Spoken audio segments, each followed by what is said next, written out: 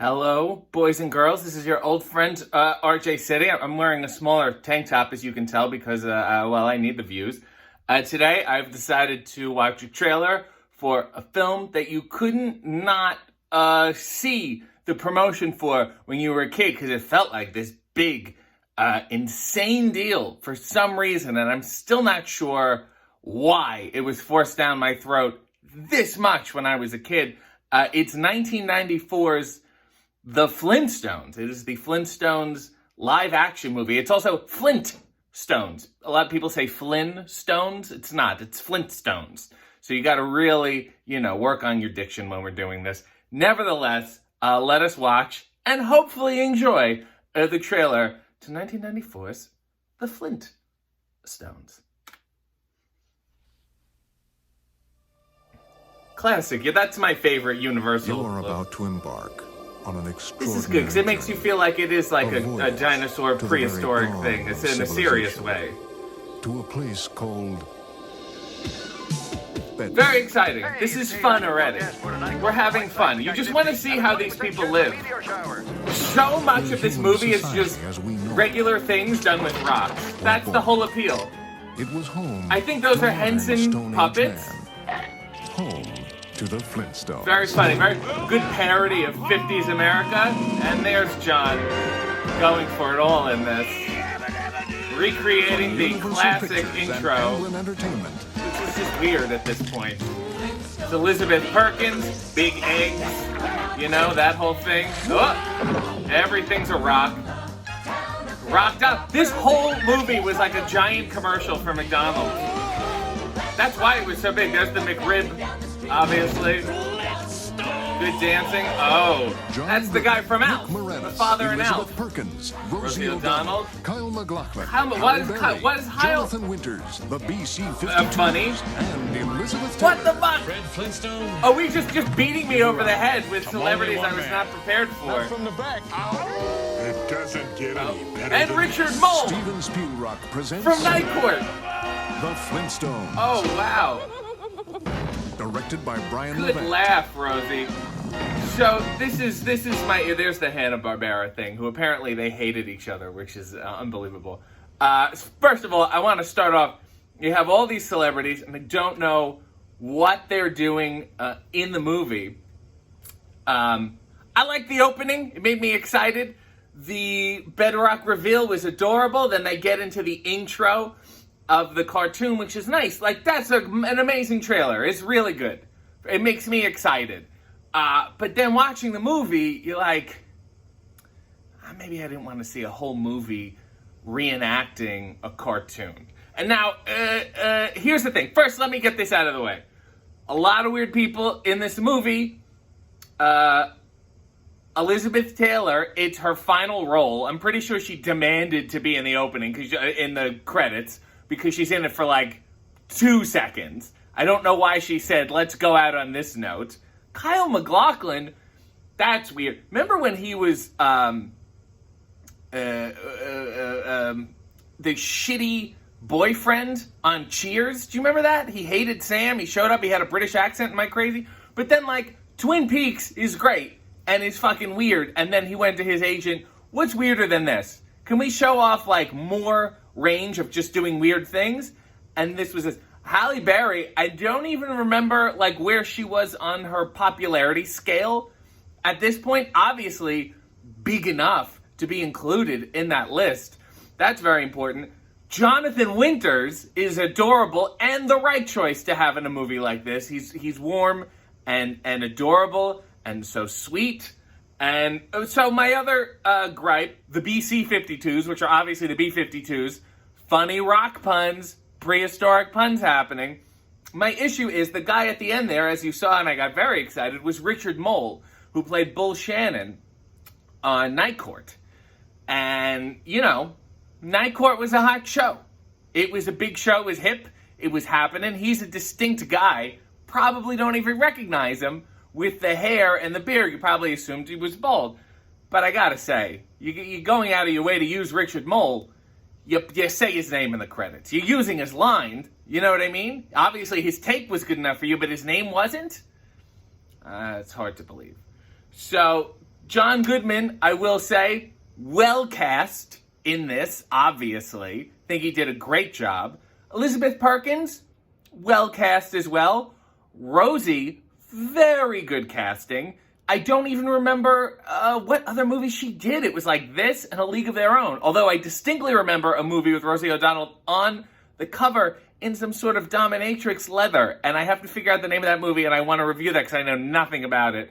She's good here. Gotta say, this is a rough take. Rick Moranis is miscast as Barney Rubble. First of all, Barney should be a little shorter and squatter and pudgier, and Rick is just adorable. And Barney's a little more, hey, but like kind of almost like a Yogi Bearish, and I don't get that from Rick. Rick is more of a, a lovable, more mild, more meek. He's a Seymour Krelborn to me, and I don't think he can get out of that. He's a Louis Tully. I'm just naming all of Rick Moranis' roles.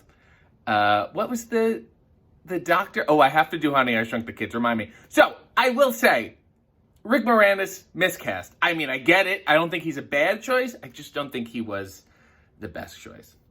Here is my gripe overall with the film, as much as I enjoyed the trailer. The Flintstones itself is a complete ripoff of The Honeymooners. So we're watching a live action movie about a cartoon that ripped off a live action sitcom. This is where our meta shit is at. So much of it is just like, look at what we made with rocks. Like, look, we're parroting things. Rock Donald's, that's funny. McDonald's must have sunk so much fucking money into this, because I just remember, like, I think they brought the McRib back just for this movie, and I remember having all the Happy Meal toys, and I feel like they never stopped making them. I feel like there were glasses and plates. It was like, Batman Forever. Remember all that? Everyone has like a Batman Forever cup. That was like this. That's a little crazy. This whole movie is just like, I get it, guys. Like, I remember the cartoon.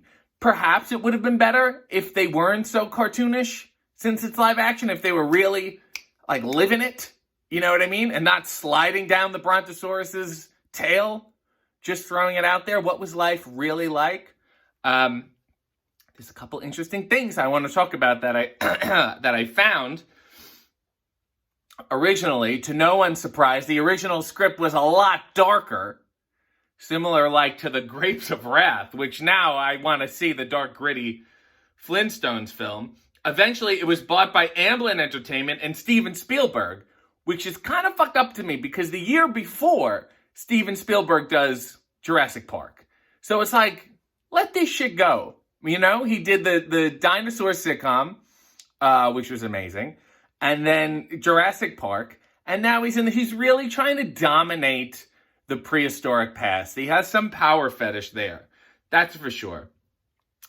He loved the original series, whatever. He was already working with John Goodman on Always, a movie, and he was determined to cast him in the lead as Fred. So he saw stars and obviously bags of money in his eyes. When Levant was hired, the director, all previous scripts were thrown out. Levant then recruited what he called an all-star writing team, which consisted of writer friends from television shows such as Family Ties, Happy Days, and Night Court, which totally explains why Richard Moll is in the movie. It's a Night Court hookup. Those people stick together. It's a sitcom on steroids, he said. We were just trying to improve it. Yeah, but if it's a sitcom on steroids, maybe it shouldn't be 90 minutes, just throwing it out there.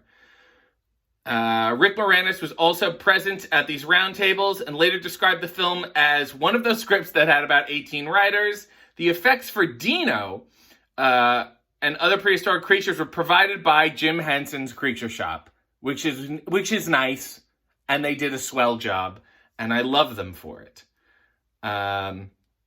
Casting. All right, this is where it gets exciting. Other actors considered for the role of Fred Flintstone, other than John Goodman, were John Candy, which would have been pretty decent because he's played Jackie Gleason before, so he knows exactly what he's doing. Jim Belushi, which I can also see. I mean, I don't like it, but it's possible. Dan Aykroyd, who I've talked about enough Dan Aykroyd films on this thing. Bill Murray, and Chevy Chase. So they always say, actors whatever, were all considered. And I'm like, to what level were they considered? Were they approached? Did they say, would you be interested? Or were, the producers sitting around, they're like, I don't know, somebody like Bill Murray, Chevy Chase, and then they never mention them again. Does that count as being considered? The last 4 actors, so Chevy Chase, Bill Murray, Dan Aykroyd, and Jim Belushi, were deemed all too skinny, and a fat suit was deemed too inappropriate to use, which is hilarious because as we've seen in My Girl 2 and Nothing But Trouble, Dan Aykroyd can put on weight like nobody's business. Goodman felt he was sandbagged into the role of Fred Flintstone years earlier at the table read for the Spielberg film Always, when Steven Spielberg announced, ladies and gentlemen, I'd like to say something before we start. I found my Fred Flintstone. How shitty must that have been for John Goodman to feel this horrible obligation to Steven Spielberg? You can't say no now. It's going to be good for you, but obviously you don't want to do it. You want to, Lebowski it. You want to go that way. And he's like, you want to do the Flintstones? And you're like, fuck, sure. That's like the equivalent of being asked to go on your friend's podcast nowadays. If Goodman had turned down the role, the film would not have been made. Goodman said it was not a role I was looking forward to doing, but he said the experience was fun. That's I didn't want to bother Steven Spielberg. Danny DeVito was the original first choice for Barney. See what I'm talking about? The shortness, the dumpiness. Rick Moranis doesn't quite have it. But he turned down the role as he felt he was too gruff to do the character properly and reportedly suggested Rick Moranis for the role. That's sweet of Mr. DeVito. And he knew his limits. He knew his gruff-ass limits. DeVito was also considered for Fred Flintstone, which is stupid. They just had a list of overweight actors. Although Janie Turner was considered, Rosie O'Donnell won the role of Betty Rubble for her impression of the cartoon character's signature giggle. She's perfect in this. I don't even need to speak. This is her greatest role. League of Their Own, great. Culturally, whatever. This is your best work. Both Tracy Ullman and Daphne Zuniga, I am saying that correctly, from Spaceballs, were also considered for the role. Sharon Stone was to play Miss Stone, but turned it down due to scheduling conflicts. That is a perfect joke. You casted it, and it is the joke. The role was offered to Nicole Kidman. Anna Nicole Smith was also considered. Both Audrey Meadows and Elizabeth Montgomery were considered for the role of Pearl Staghoople, which, of course, was Elizabeth Taylor's role.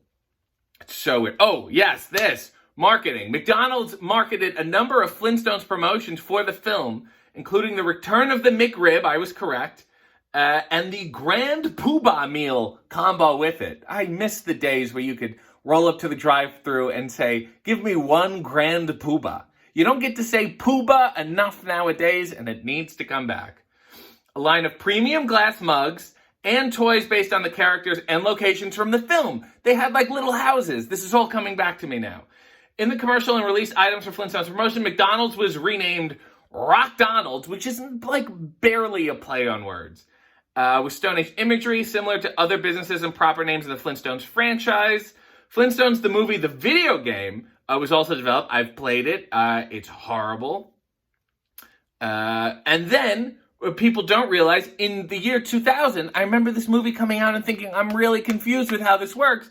I thought it was a sequel, but it's actually a prequel called The Flintstones in Viva Rock Vegas. You can't just insert rock in the name of everything that exists and consider it a Flintstones pun. That's not the way that shit works. But that sequel had what's the guy's name? I'm just gonna click on it now. Who's it? The same director. Who are these people? There we go. Stephen Baldwin, Mark Addy, Alan Cumming, Harvey Korman, Kristen Johnson, and Jane Krakowski. This is all coming back to me, and I will review this at some point. The other thing about the Flintstones that made me feel really weird is there's a lot of adult content going on. There's an affair thing with Halle Berry. It's weird. It's uncomfortable. But the trailer is beautiful, and the McDonald's promotion was a nice 90s touch. And the difference between this and a movie like Super Mario Brothers is that this, although kind of a piece of shit, made a lot of money for everyone involved. So you can hate it, Mr. Goodman, but you just can't complain. Guests of the RJ City Show, subscribe to his channel, follow him on social media, and buy his t-shirts at prowrestlingtees.com/RJ City.